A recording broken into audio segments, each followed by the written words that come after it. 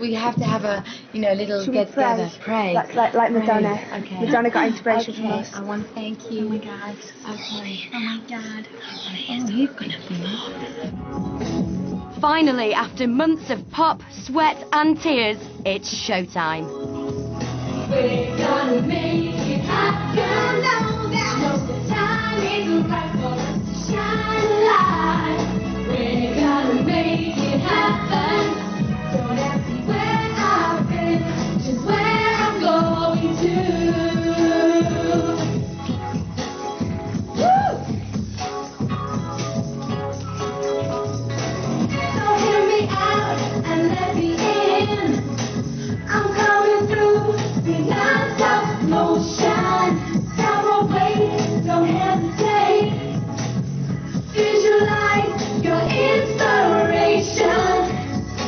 You know I'm gonna make it, baby. Don't you lie, never fade me, baby. Come with me, and you see, it was meant for you and me.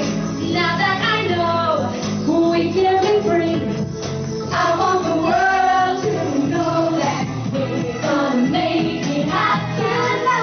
Know the time is right for us to shine a light. We're gonna make it happen.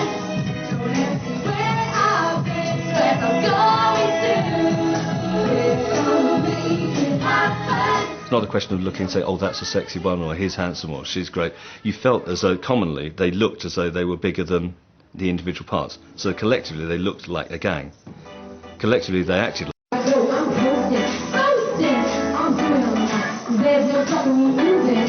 I'm gonna get through to you. No stopping. Still laying. There was certainly a common energy that was coming off the stage, and a driving force that you just thought, oh God, I'm not sure whether this is going to work or not. It's going to turn a few heads and it's going to make people smile. There's one thing left to say. We're gonna make it happen. Know the time is right for us to shine a light. We're here till 6ish anyway, so yeah, the girls might be a bit knackered by then, but never mind. Fine, I mean they keep doing it all day long, you know.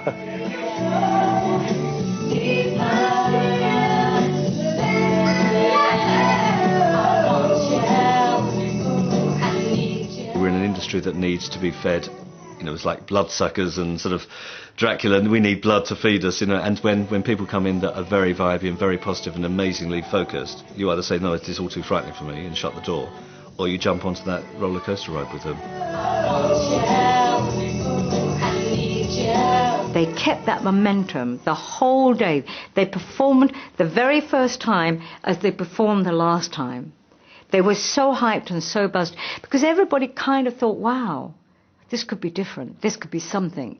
For the way it's going, I think people are really liking what they're seeing, and I just think we've had some good writers under our belt anyway.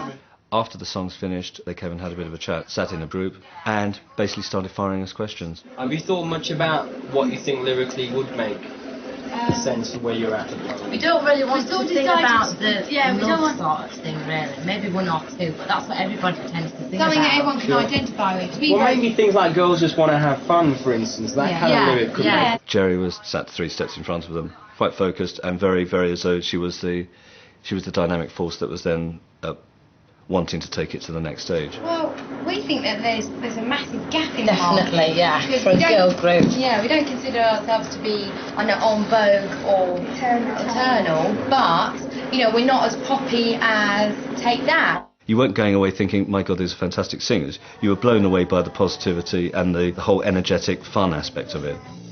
And it would take a certain manager to then say, well, I'm not frightened about the absence of songs, but I'm up for developing and harnessing the band and the brand and the possibilities of expanding that. That was the first time they had been exposed to any sort of outside excitement that rot set in, particularly with Jerry. That was it, she was ready. She was like a horse out of a trap.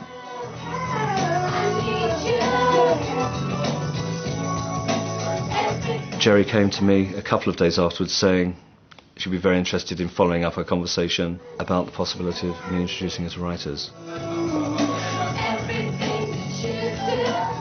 Jerry came on her own.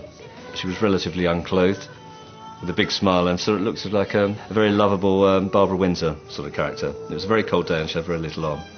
So obviously, with the benefit of hindsight, she obviously decided that was the way to get to my heart.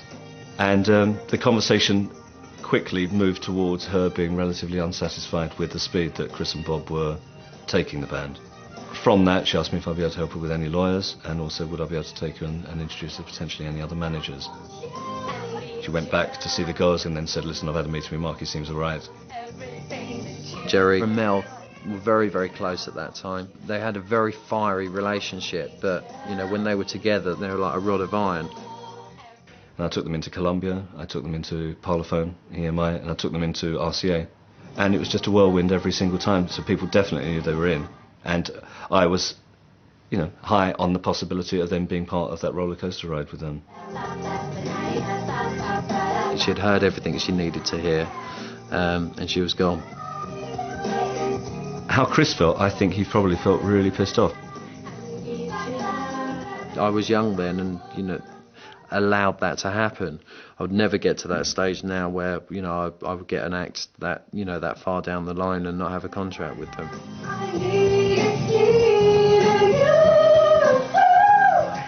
Just months after the showcase, the girls left Chris and Bob, signed a new management deal and, more significantly, called themselves the Spice Girls.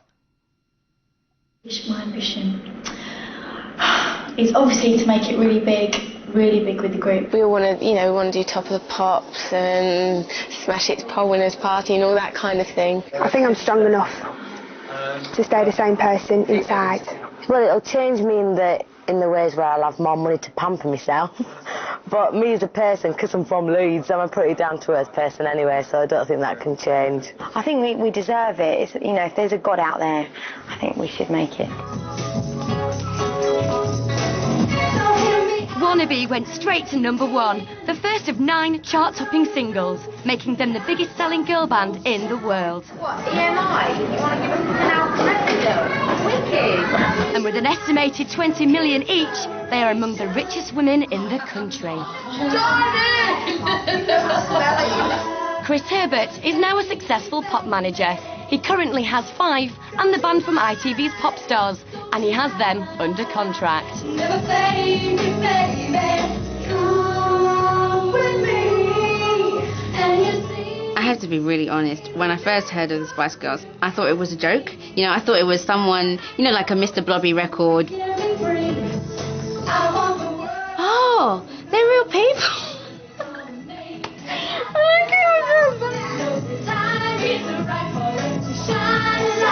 And the Spice Girls were just like full-on pop. We're for a laugh, we'll have our music, we're going to have a great time. But for someone to buy in, you know, across the globe to what the Spice Girls have done is fantastic. And it's all driven by their personalities and a great choice of music.